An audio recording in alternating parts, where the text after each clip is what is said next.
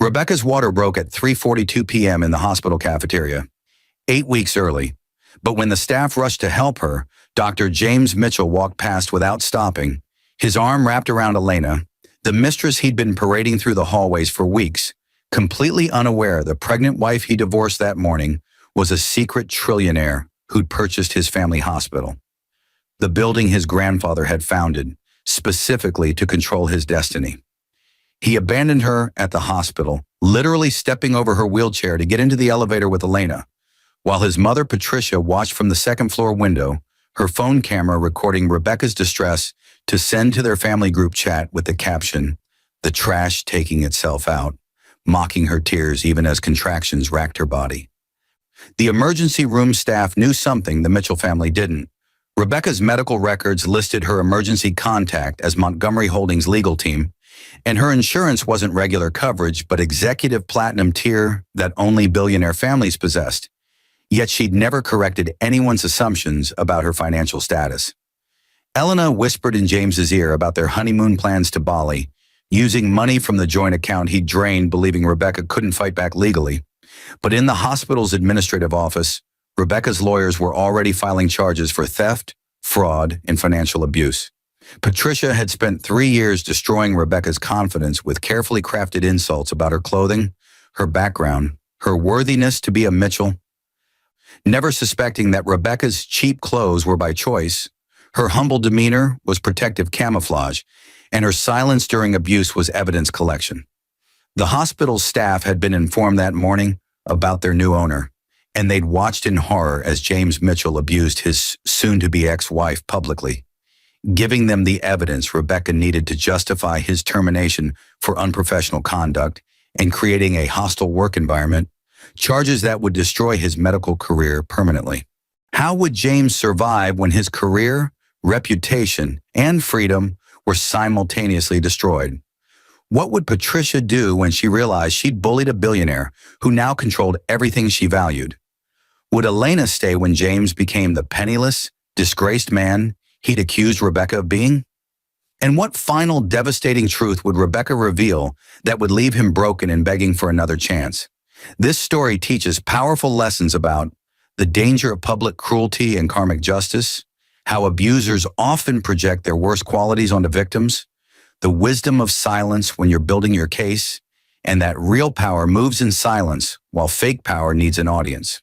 Viewers will learn to never show all your cards too early, that people who mock others' pain reveal their own moral bankruptcy, the importance of having your own resources in any relationship, and how systematic dismantling is more effective than explosive confrontation. You'll benefit from recognizing toxic relationship patterns, understanding strategic patience, seeing the complete consequences of betrayal and family abuse, and experiencing the profound satisfaction of watching justice unfold perfectly. 3 hours before Rebecca's water broke, she sat in the hospital parking garage inside her modest Honda Civic, watching through the rearview mirror as James kissed Elena against his Mercedes, the car Rebecca had purchased for his birthday last year with money from the investment portfolio he didn't know existed. The divorce papers he'd served her that morning lay on her passenger seat, but she hadn't cried over them because she'd known they were coming for 6 months, ever since her private investigator delivered the first photographs of James and Elena leaving the Riverside Hotel. She'd cried then in her downtown penthouse that James had never visited because he believed she lived in the small apartment she maintained as a cover, but those tears had transformed into something harder, sharper, more purposeful. Rebecca had been Rebecca Montgomery before she became Rebecca Mitchell 3 years ago, but James had never asked about her family beyond the vague stories she told him about being orphaned young and raised by distant relatives. He'd never questioned why she didn't work, but also never asked for money, why she dressed modestly but her clothes never wore out, why she seemed comfortable in expensive restaurants, but claimed she'd saved up for special occasions. He'd been too absorbed in his own world, his own career, his own reflection to notice the inconsistencies, and Patricia had been too busy tearing her down to wonder why Rebecca never actually broke. The Montgomery family had built their fortune in pharmaceuticals over 4 generations, but Rebecca's grandfather had taught her that visible wealth made you a target, while invisible wealth made you powerful. She'd inherited $2.1 billion at 21 when her parents died in a plane crash, but she'd turned it into $4.7 billion through strategic investments in medical technology, real estate, and emerging markets. She'd met James at a hospital charity event where she'd been anonymously donating, drawn to his passion for cardiac surgery and his stated dedication to helping underserved communities. But she'd learned too late that his passion was really for status, and his dedication was really to his mother's approval. Patricia Mitchell had hated Rebecca from their first meeting, but not because Rebecca wasn't good enough, because Patricia sensed something she couldn't control. The older woman had spent 3 years launching strategic attacks designed to make Rebecca feel small, criticizing her clothing at family dinners, mentioning James's old girlfriends who'd come from good families, suggesting Rebecca was only interested in James for his doctor's salary, implying she was trapping him with pregnancy. Each insult had been carefully documented by Rebecca in a leather journal she kept locked in her real apartment's safe because she'd learned from her grandfather that abusers always escalated and evidence always mattered. James had changed gradually after their wedding, or perhaps he'd simply revealed who he'd always been. The man who'd promised to build a life together became the man who worked 16-hour days by choice rather than necessity, who forgot anniversaries but remembered Elena's coffee order, who criticized Rebecca's cooking but praised the hospital cafeteria's sandwiches. She tried at first to be the perfect wife, thinking love could be earned through devotion, but she'd realized by their second anniversary that James didn't want a partner. He wanted an audience, and she wasn't applauding enthusiastically enough. Elena had entered the picture 14 months ago as James's new surgical nurse, but Rebecca had known about the affair within 3 weeks because she'd hired the investigator the moment James started password protecting his phone. Elena was 28, ambitious, and apparently willing to believe James's lies about his loveless marriage to a woman who refused to support his career.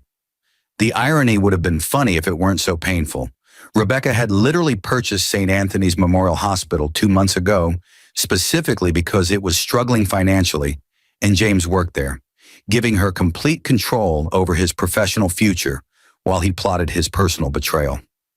Now, watching him kiss Elena in the parking garage, Rebecca felt her daughter kick hard against her ribs, as if even the baby sensed the moment's significance.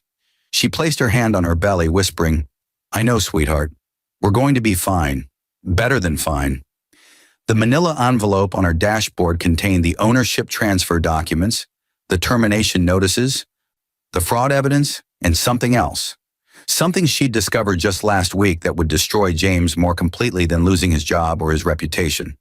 She'd show him that envelope soon, but first she needed to attend her scheduled ultrasound appointment, the one James had forgotten about despite her reminder text that morning. Rebecca stepped out of her Honda, smoothed her clearance rack maternity dress that had actually cost $40 but looked it, and walked toward the hospital entrance. She didn't look back at James and Elena because they no longer mattered to her present, only to the reckoning she'd carefully constructed for their future. The cafeteria had seemed like a safe place to wait before her appointment, but Rebecca's body had other plans. The first contraction hit her like a truck at 3:38 p.m. while she was paying for a bottle of water she didn't really want. And by 3:42 p.m., she felt the unmistakable warm rush that meant her water had broken. 8 weeks too early, in the middle of a crowded hospital cafeteria where at least 40 people could witness what happened next.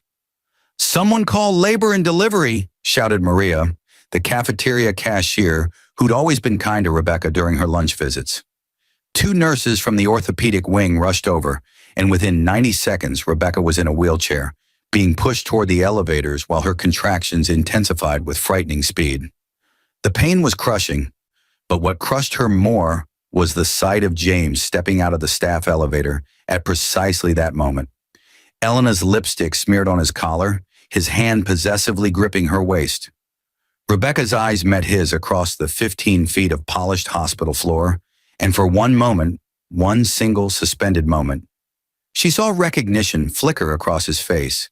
He saw her in the wheelchair, saw her obvious distress, saw the nurse's urgent expressions. But then Elena whispered something in his ear and laughed, and James's face hardened into the expression Rebecca had come to know well over the past year. The look that said she was an inconvenience, an embarrassment, something to be stepped over rather than stepped toward. And that's exactly what he did. James Mitchell, board-certified cardiologist, man who'd taken an oath to do no harm, literally adjusted his path to step around Rebecca's wheelchair, his foot actually lifting over the wheel as he guided Elena toward the exit. He didn't speak, didn't acknowledge her, didn't even pause, but his mother, Patricia, appeared at the second-floor balcony overlooking the cafeteria at that exact moment, and Rebecca heard her delighted laughter echo through the atrium. Patricia had her phone out, recording, and Rebecca could see her mouth moving as she narrated for whatever audience she was performing for. The phone's camera was pointed directly at Rebecca's face, capturing her tears, her pain, her humiliation, and Patricia's expression was one of pure triumph. The look of a woman who believed she'd finally broken someone she'd never managed to break before. "Mrs. Mitchell, we need to get you upstairs immediately," the nurse pushing her wheelchair said urgently. "Your baby is coming too early. We need to try to stop the labor." But Rebecca couldn't move yet because she was watching James's back as he disappeared through the hospital doors with Elena, watching Patricia film her suffering like it was entertainment, and feeling something inside her crystallize into absolute clarity. She'd been patient, strategic, careful to document everything while protecting herself emotionally, but she'd still harbored some small hope that James might redeem himself, that when faced with his child's premature birth, he might remember he was supposed to be a father, a husband, a human being with basic decency. That hope died watching him step over her wheelchair. "Take me up," Rebecca said quietly, her voice steadier than it had any right to be. "But first, someone contact Dr. Raymond Chen in administration. Tell him Rebecca Montgomery needs him immediately. Use my full name." The nurses exchanged confused glances. They knew her as Rebecca Mitchell, but the head nurse, an older woman named Dorothy who'd worked at St. Anthony's for 30 years, went very still. "Montgomery? As in Montgomery Holdings?" "Yes," Rebecca said through another contraction. "I'm the new owner. Dr. Chen knows. And Dorothy, I need you to document exactly what just happened. Who was present, what Dr. Mitchell did, what his mother filmed, everything. Can you do that?"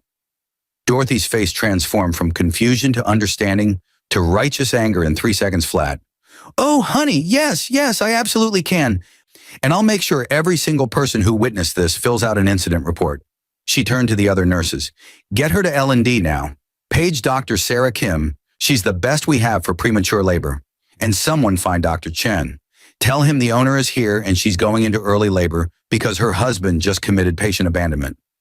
As they wheeled Rebecca toward the elevator, she saw Patricia still filming from the balcony, but now Patricia was also texting, probably to James, probably something cruel about Rebecca causing a scene or being dramatic. Rebecca almost pitied her, almost, because Patricia had no idea she just filmed evidence that would appear in multiple lawsuits, professional ethics hearings, and possibly criminal proceedings. The elevator doors closed, and Rebecca allowed herself one more moment of tears before she wiped her face and pulled out her phone. She had 3 missed calls from her legal team and 1 text from her head attorney, David Rodriguez. "Documents are ready. Just say when." Rebecca typed back with shaking hands. "Now. Deploy everything now." Then another contraction hit, and she focused on breathing, on staying calm for her daughter, on remembering that justice was already in motion, and revenge was simply the natural consequence of other people's choices. James had stepped over her wheelchair, but in doing so, he'd stepped over the line that would cost him everything he'd never appreciated and everything he'd always taken for granted. The labor and delivery floor was a flurry of activity when they arrived, but through the chaos, Rebecca heard her phone buzz with David's response. "Termination notice delivered to Dr. Mitchell's office. Fraud charges filed with the DA. Custody papers filed with family court. Asset freeze initiated on all joint accounts. Press release about new hospital ownership going out in 30 minutes. "It's done, Rebecca. Now focus on keeping that baby safe." Rebecca handed her phone to Dorothy. "If Patricia Mitchell or Elena Vasquez try to come up here, call security. Neither of them is on my approved visitor list. The only person I want to see is my daughter when she decides to arrive." Dorothy squeezed her hand. "You've got this, honey. And for what it's worth, I've worked here since before James Mitchell was born. I knew his grandfather, the man who founded this hospital with honor and integrity. He'd be ashamed of what his grandson just did, but I think he'd be proud of you." Rebecca squeezed back, then let the medical team surround her with monitors and IVs and expertise, trusting them to save her baby while her legal team saved her future. James had abandoned her at the hospital, but the hospital, her hospital, was embracing her, protecting her, and preparing to help her deliver not just a baby, but also the justice that had been 3 years in the making. James Mitchell's phone buzzed in his pocket while Elena was showing him paint samples for the condo they were planning to buy with the $880,000 he drained from his joint account with Rebecca over the past 6 months. They were at Rosewoods, an upscale restaurant 2 blocks from the hospital, celebrating what James called his Liberation Day with champagne that cost more than Rebecca's entire monthly grocery budget, or so he believed. Elena was laughing, her hand resting on his thigh under the table, talking about honeymoon destinations and the life they'd build together, now that he was finally free from that anchor. "You should check that," Elena said, gesturing to his phone. "Might be the hospital."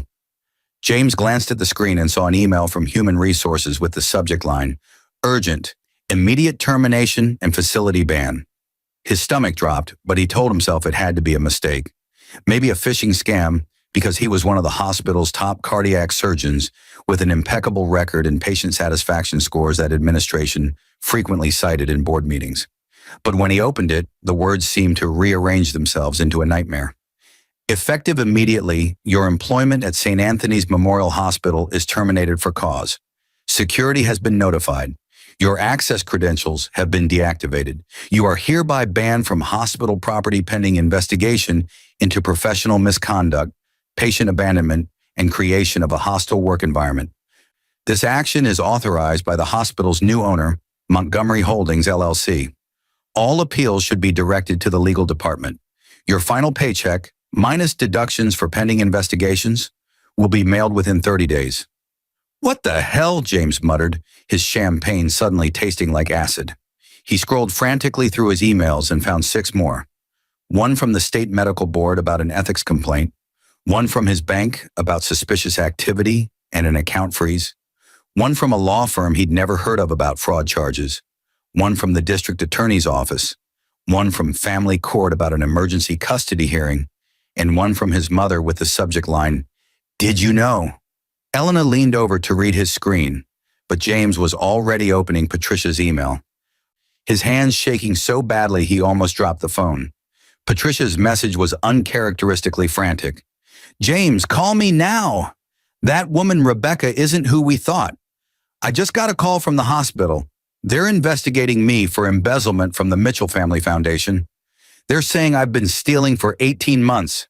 And your wife, your ex-wife, the hospital is saying she owns it now. They're saying she's Rebecca Montgomery, the Montgomery family, pharmaceuticals, billions of dollars. James, did you marry a billionaire and not know it? My lawyers are saying the evidence is irrefutable. She documented everything. Call me." The restaurant seemed to tilt sideways.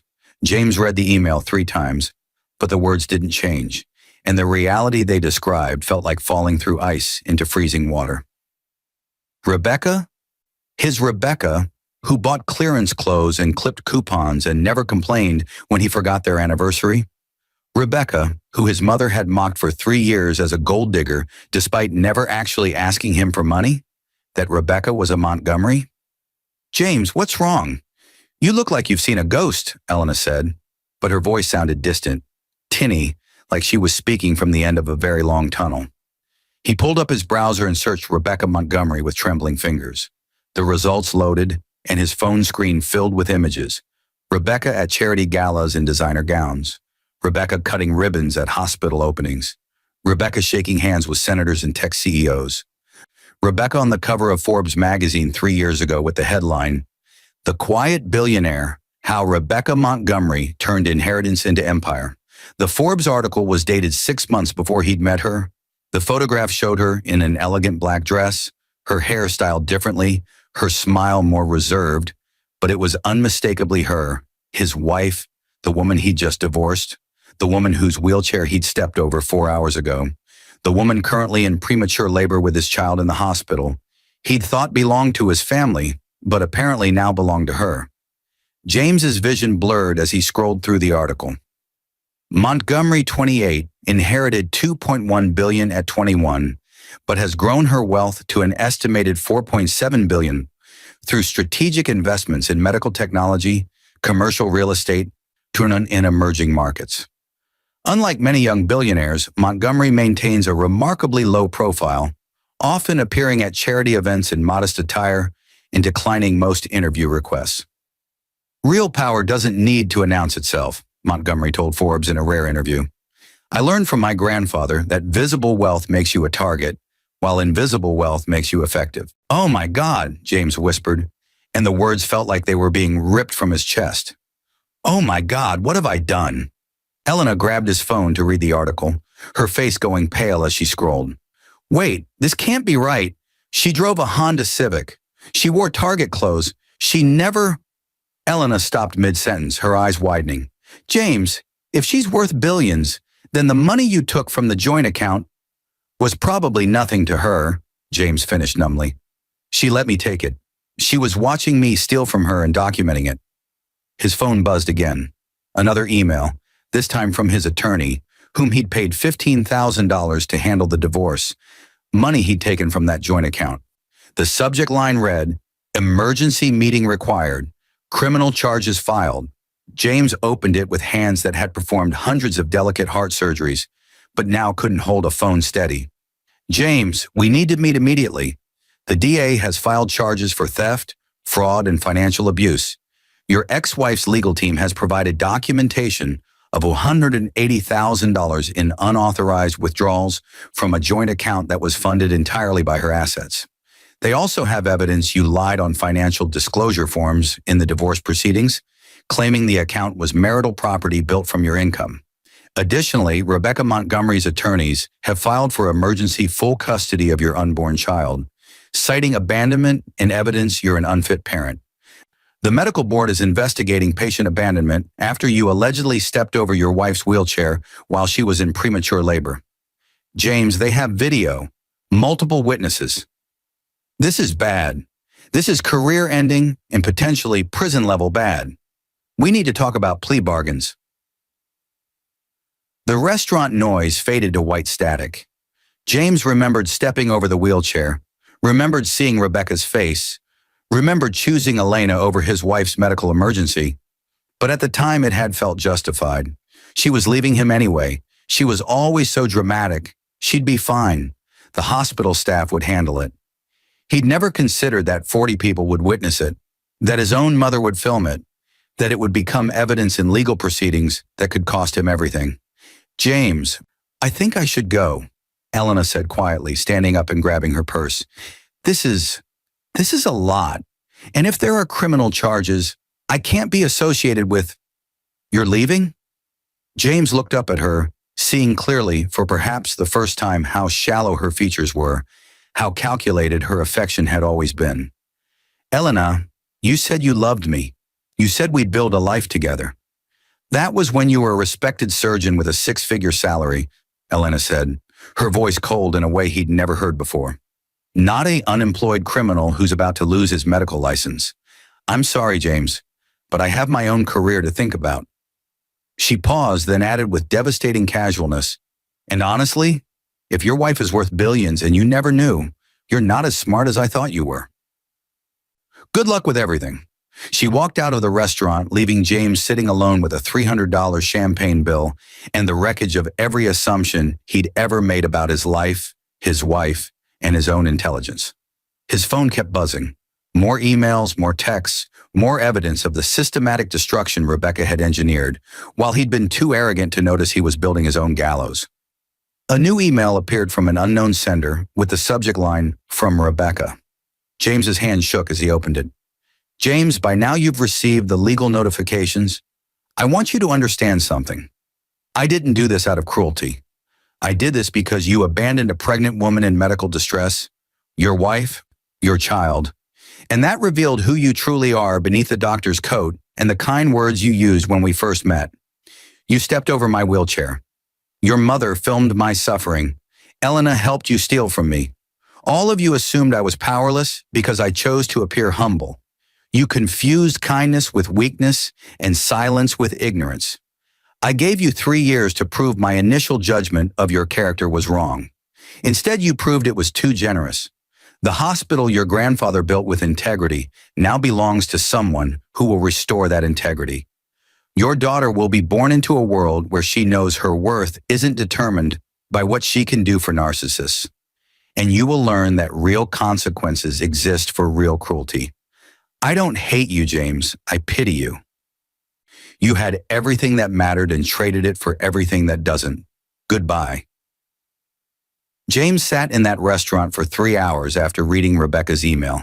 His champagne gone flat, his career gone entirely, his future a blank space where certainty used to live. His phone kept buzzing, but he stopped checking it because each new notification was another domino falling. His country club membership revoked, his mother's friends uninviting him from their charity boards. Colleagues texting awkward messages that said, "Heard what happened, so sorry," but really meant, "Glad it's you and not me." When he finally stood to leave, his legs barely supported him, and he realized with stunning clarity that he'd spent the entire day celebrating his freedom from Rebecca while she'd been systematically ensuring he'd never be free from the consequences of how he'd treated her. He'd stepped over her wheelchair thinking he was stepping into his new life, but he'd actually stepped into the trap she'd spent 3 years carefully constructing around his arrogance.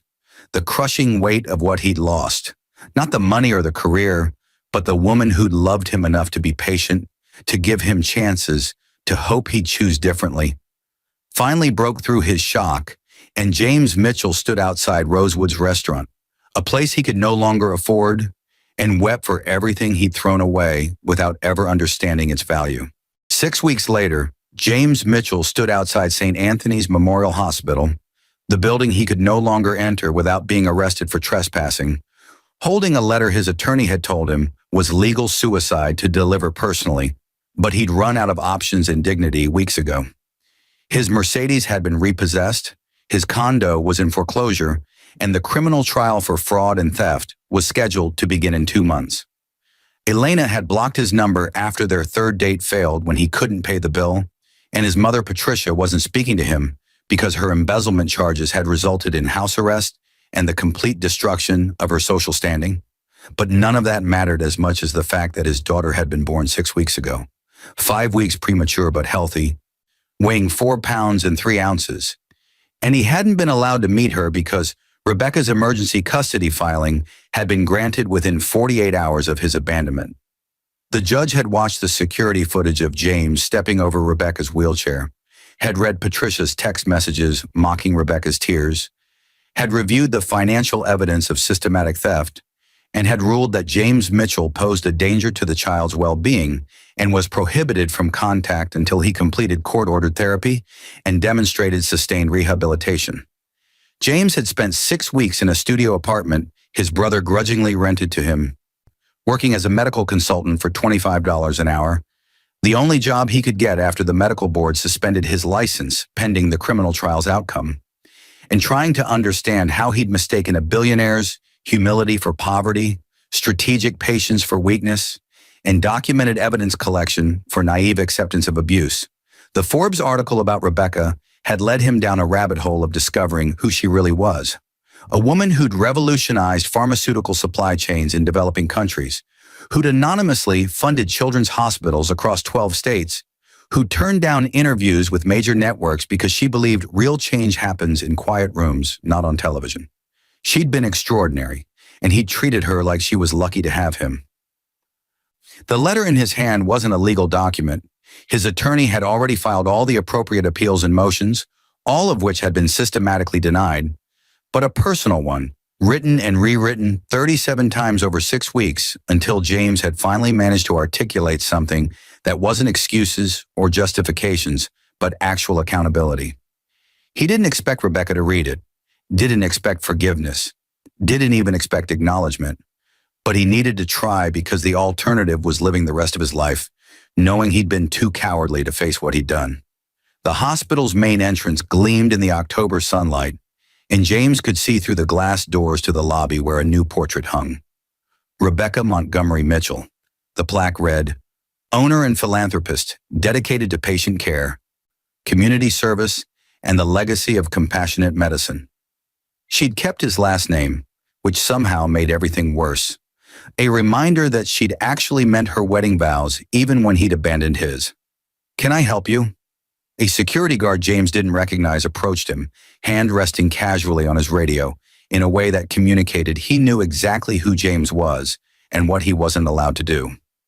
"I need to deliver this letter to Rebecca Montgomery," James said, holding up the envelope with hands that had finally stopped shaking from alcohol withdrawal 3 weeks ago.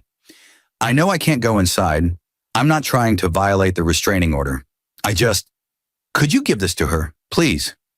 The guard studied him for a long moment, and James saw the judgment in his eyes. The knowledge of what James had done that had spread through every level of the hospital staff. But then the guard's expression softened slightly, perhaps recognizing desperation or perhaps just following protocol. "Wait here. I'll see if she's available." James waited for 43 minutes, standing in the designated visitor area outside the hospital property line, watching staff members come and go, some recognizing him and looking away quickly, others not knowing who he was, but sensing from his posture that he carried something heavy. The October wind picked up, and James wished he'd worn a heavier jacket, but he'd sold most of his expensive clothes to pay his attorney's retainer, and the windbreaker he wore now was from a discount store. The kind of place Rebecca had probably shopped at while married to him. Not because she couldn't afford better, but because she'd understood something about value that he never had. "Mr. Mitchell."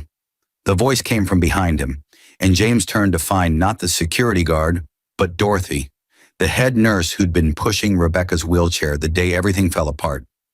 She looked older than he remembered, or perhaps he was just seeing her clearly for the first time, noticing the lines around her eyes that spoke of 3 decades witnessing human suffering and human cruelty in equal measure.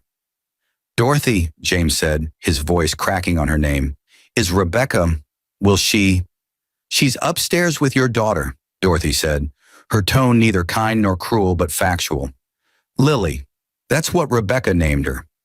Lily Ann Mitchell, 6 pounds now, gaining weight beautifully, off oxygen for 3 weeks. She has your eyes, which Rebecca says is both a blessing and a curse." Dorothy paused, letting that land. "Rebecca read your letter, all 37 versions of it actually. Did you know she had access to your deleted drafts? Her IT team pulled them from your email server after they took over the hospital systems." James's face burned with shame, remembering some of those earlier drafts that had been full of self-pity and blame-shifting before he'd finally stripped away the defenses and written something honest. "I didn't know that was possible." "There's a lot you didn't know," Dorothy said, but her voice had softened slightly. "Rebecca asked me to give you something." She handed him a sealed envelope that was thicker than the letter he'd sent. "She said you should read this somewhere private, and she said," Dorothy hesitated, choosing her words carefully. "She said that accountability is the first step, but it's only the first step. The court-ordered therapy, the financial restitution, the community service, those are the bare minimum. If you ever want to meet Lily, you'll need to become someone worthy of being her father, not just someone who shares her DNA." James took the envelope with trembling hands. "Is there any chance? Does Rebecca think I can?" "Rebecca thinks that people can change if they actually want to," Dorothy interrupted. "But she also knows that most people don't want to badly enough. She said to tell you that she's not interested in your redemption arc unless it's real, sustained, and not performed for an audience. She'll know if you're faking it because she spent 3 years watching you fake things." Dorothy's expression hardened slightly. That woman showed up in premature labor, got abandoned by her husband in front of 40 witnesses, and still managed to deliver a healthy baby while simultaneously destroying the people who'd abused her. "She's not someone you get to manipulate twice." "I know," James whispered. "I'm not trying to manipulate. I don't even know what I'm trying to do. Apologize? Make amends? Neither of those seems adequate." "Then read her letter," Dorothy said, turning to leave. "And Mr. Mitchell, whatever happens with you and Rebecca is between you two. But I've worked in this hospital for 30 years, and I've seen a lot of men like you. Men who thought their credentials and their charm meant they didn't have to treat people with basic decency. Some of them learned, most didn't. Figure out which kind you're going to be. She walked back into the hospital, leaving James alone with the envelope. He walked to a bench in the nearby park, the same park where he'd proposed to Rebecca 4 years ago, back when he genuinely believed he loved her, before his mother's constant criticism and Elena's flattery had eroded whatever capacity for love he'd once possessed. He sat down, opened the envelope, and began to read. James, I read all 37 drafts of your letter. The first 36 were mostly apologizing for getting caught, explaining why you did what you did, and asking me to understand your perspective. Only the 37th was actually an apology that took full responsibility without conditions or explanations. That 37th letter is why I'm responding instead of having my lawyers send a cease and desist. I need you to understand something. I didn't destroy your life. You destroyed your life by choosing cruelty over kindness, status over substance, and your mother's approval over your wife's humanity. I simply documented the choices you made and ensured those choices had consequences. The medical board suspended your license because you abandoned a patient in distress. The DA filed charges because you stole $180,000 and lied on legal documents. The family court restricted your custody because you stepped over your wife's wheelchair while she was in premature labor. I didn't make you do any of those things. I just made sure you couldn't escape accountability for doing them. You want to know why I never told you about my money? Because I wanted to be loved for who I was, not what I had. I wanted a partner who'd choose me when I appeared to have nothing, because that would mean he actually saw me. Instead, I got a husband who thought he was doing me a favor by staying married to me, who let his mother mock me because defending me would have been inconvenient, who stole from me while calling me a financial burden. The cruelest part wasn't the affair, James. Affairs happen when people are cowards. The cruelest part was watching you become smaller and meaner over 3 years, watching you choose pettiness when you could have chosen growth, watching you step over my wheelchair, over your child, because acknowledging my medical emergency would have interrupted your celebration of abandoning us. But here's what I learned. You can't make someone become who you hoped they were. You can only accept who they actually are and decide whether that person deserves space in your life. You don't deserve space in my life, not the current version of you. However, Lily deserves the chance to have a father if you can become one. Not the man who stepped over wheelchairs, but someone who's done enough therapy and self-work to understand why he made those choices and how to never make them again. So here's my offer, and it's the only one you'll get.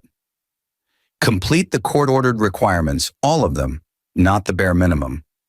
Get therapy from someone who specializes in narcissism and emotional abuse.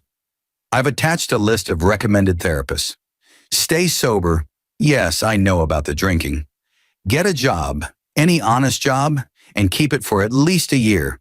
Make full financial restitution according to the court schedule.